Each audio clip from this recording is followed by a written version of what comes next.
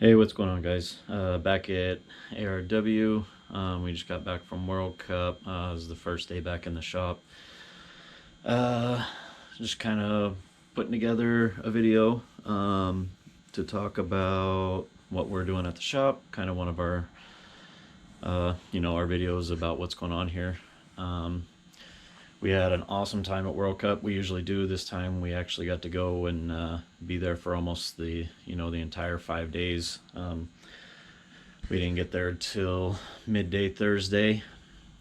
Still awesome time.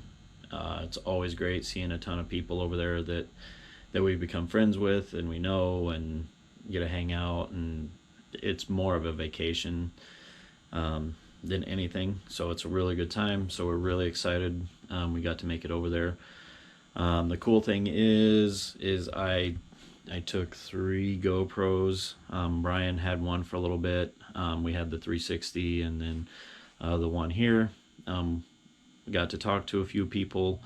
I'm still on the learning side of how to interact with people with a GoPro and things like that. So I think next year we were talking about maybe actually just looking into it to see about maybe do like the press pass and being able to be up on the line, and we'll take more cameras, and it's actually a lot of fun, for at least for me, from that side of it. I've been there as a plain old spectator for several years, and now like maybe doing this side of it will be a lot more fun. Bringing a whole new level into it, and then like with the press pass, you can go a lot of places that you can't normally go, so we'll look into that and see what we can accomplish. Even just doing what we did, I think I have probably like 5 hours of random clips and footage, and we did get to talk to a few people. We got to talk to Cletus and the guys at Speed Factory, a bunch of guys, all the Boosted boys, really cool guys to hang out with in the pits and talk to, and the staging lanes and stuff like that. The guys at English were really awesome. They let us do some filming there. So, I mean, as you can see here right now, just kind of transferring some footage. Yeah, I mean, that's already been transferring for about 2 hours. So, so kind of back to what's going on at the shop as we're getting in this morning. Yeah, I guess kind of start with my GTR. I think I've got a bad turbo. It's starting to smoke under D-cell. I compression and leak down the motor. Motor seems really healthy. Yeah, it's pretty bad smoke, and it kind of is very similar to what happens when you start losing the seals on a turbo in high vacuum. So I was really going to try and hold off going to a single for quite a while. The turbos that are on it are fairly new, but I mean, I have been beating the snot out of them. I can't get them to go past 21, 22 pounds kind of thing. So just add a turbo and probably running them past their surge limit, beats on them. So just time for a turbo. As you saw in some of our other posts, we're finally getting some stuff going on Jordan's LS. This is an aluminum block. Yeah, just doing some basic bolt-ons. This isn't going to be anything super crazy, but it will be single turbo car. It's got the CD09 tranny from like a 350Z with an adapter plate and the bell housing.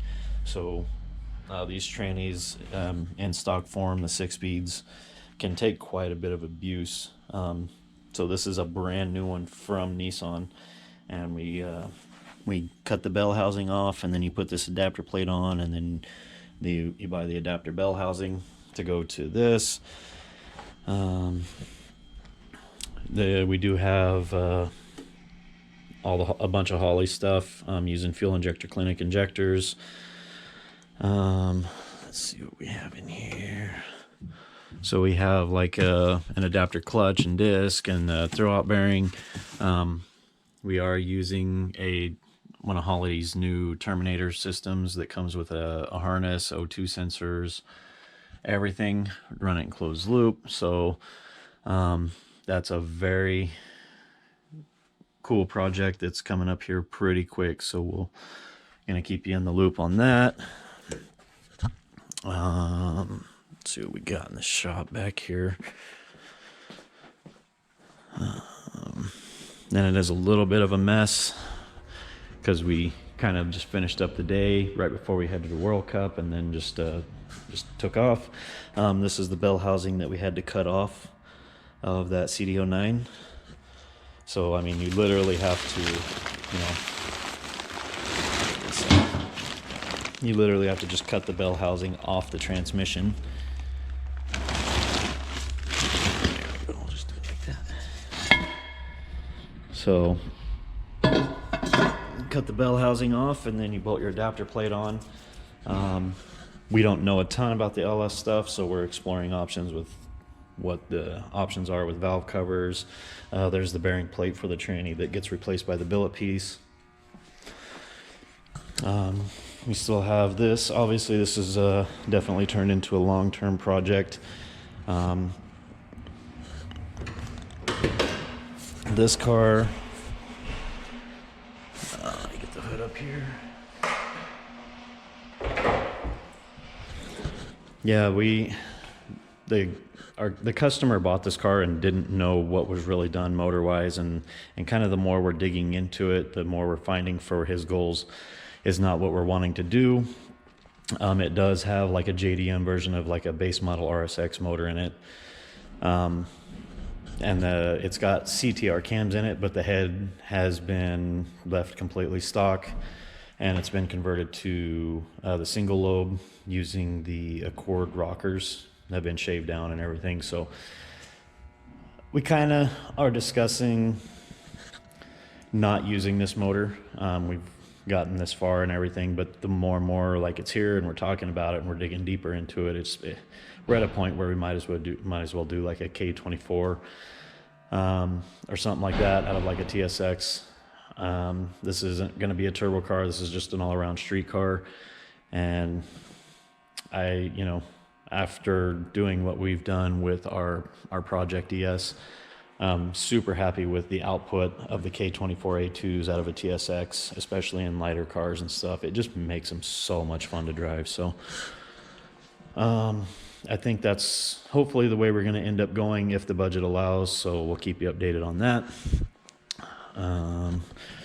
We got an amazingly clean CRX in here. It does have a little bit of an issue where it smokes a little bit on startup, and then when you let it set and idle and then rev it, it smokes a little bit. So we're going to do valve stem seals on that. Be kind of taking you through that today, and we'll be knocking that out. And then the last thing that's in the shop was unfortunately we did lose second gear in the ES. It does wheel hop pretty bad. All the stock bushings and everything are completely destroyed. We knew it was a possibility that stuff was going to get kind of hurt. The engine's solid mounted, so that helps a little bit, but I mean, like literally the bushings are, you can't really see them from down here.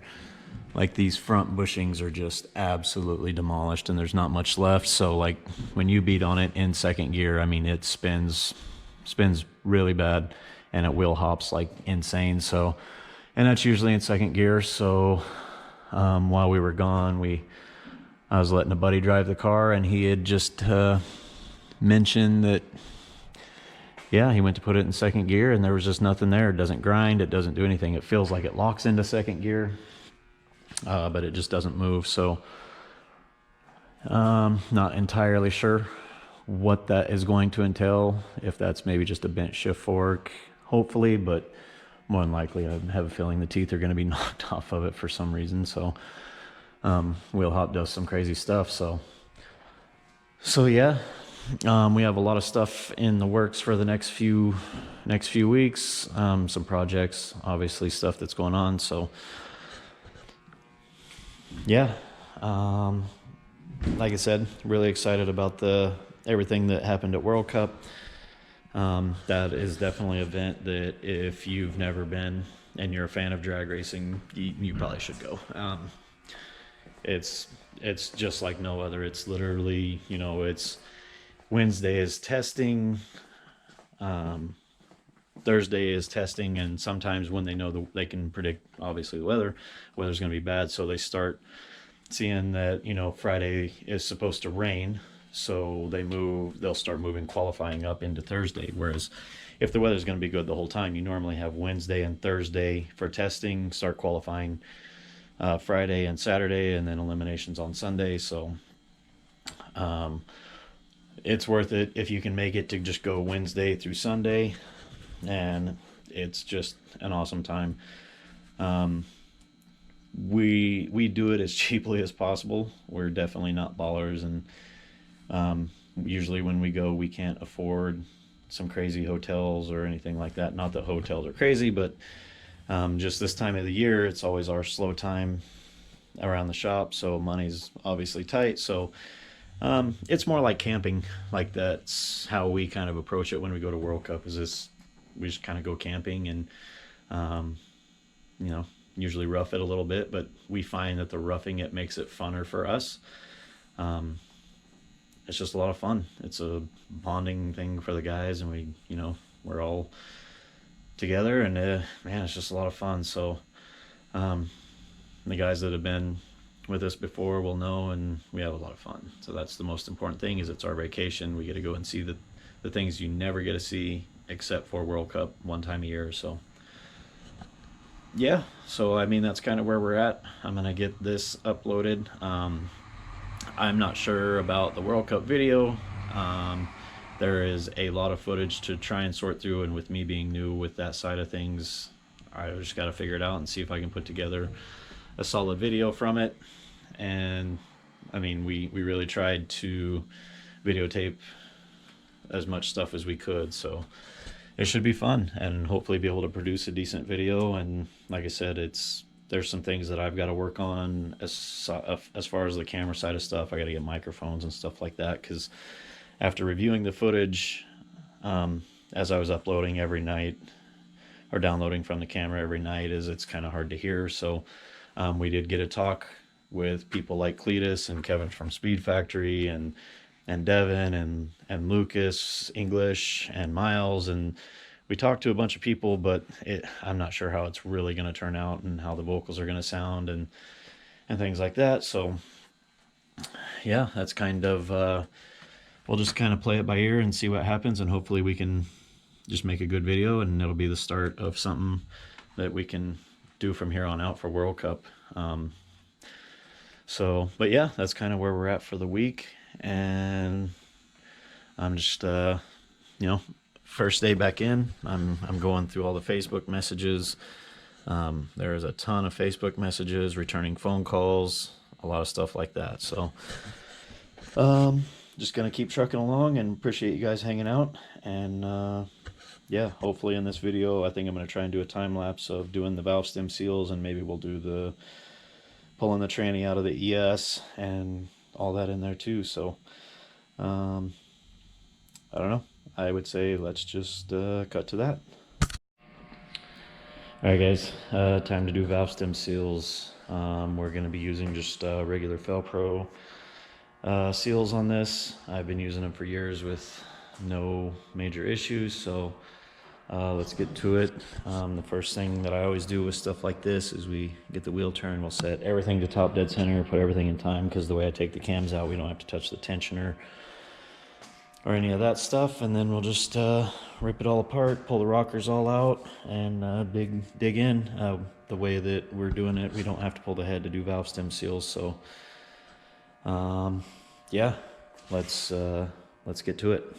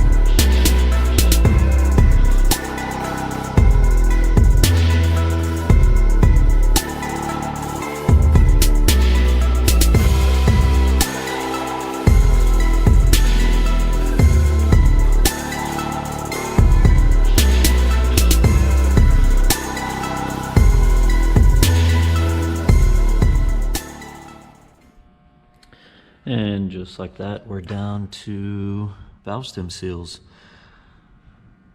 Yeah. So basically I just have a special tool that grabs onto the seal, we pull it off, clean it up, pop the new ones on, make sure they're sealed up. And yeah, we just do that for all these. Maybe somebody that's watching this didn't see what I was doing here. This is basically just some nylon cord. What I do is get the cylinder all the way down to bottom dead center, and then I fill the whole cylinder up with this cord, and then I rotate the motor back over to top dead center, or as close as I can. Basically it'll lock, and what happens is that cord will fill up the cylinder, and then when you bring it back up, it locks all the valves in place. A lot of people use air. I have the attachment for air. It's just with a lot of the Hondas, I don't know if it's something that I'm doing, but I've had a problem where they lock in. So when I try and push it down, it'll push the valve down because it's like such a tight lock on the valve itself. And then sometimes I've had it once where the valve dropped in because of the way that everything happened, and I bled all the air out of it by trying to pop it. So this is foolproof. If I need to walk away for 2 or 3 hours, I don't have to have air hooked up to it. I've done it this way for years, so this is just my way of doing it. So, but yeah, and we'll just keep trucking along. Those are the first 2 that we got to do, and we'll just knock out all 16.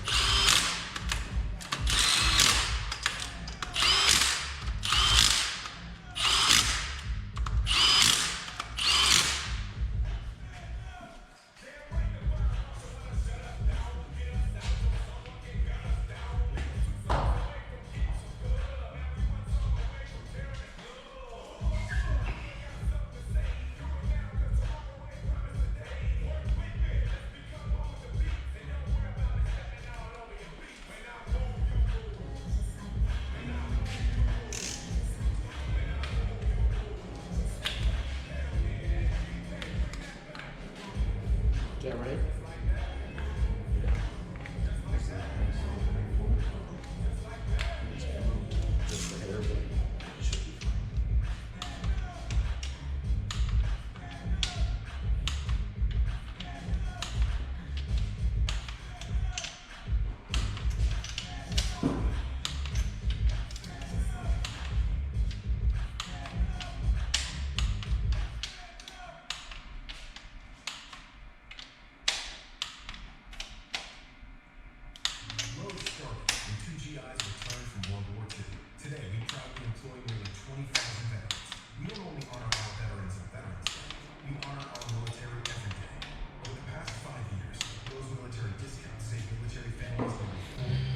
Okay.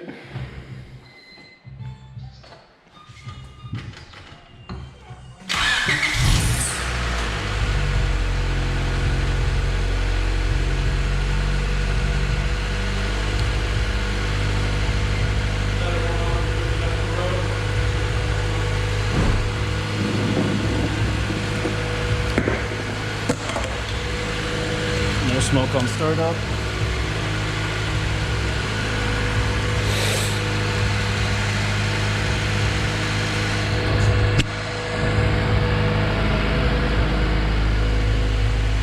We'll just check for leaks, make sure everything's good, and that should be that.